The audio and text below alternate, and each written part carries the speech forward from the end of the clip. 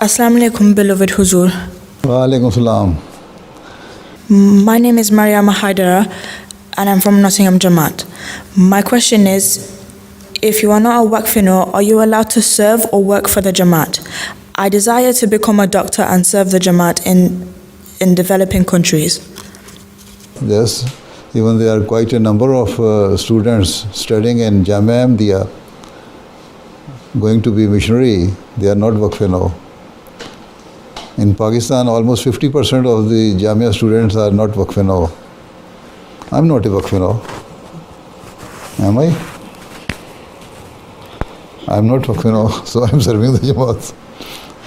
The people sitting here with me, working with me, they are Waqfino. So you can see Waqfino.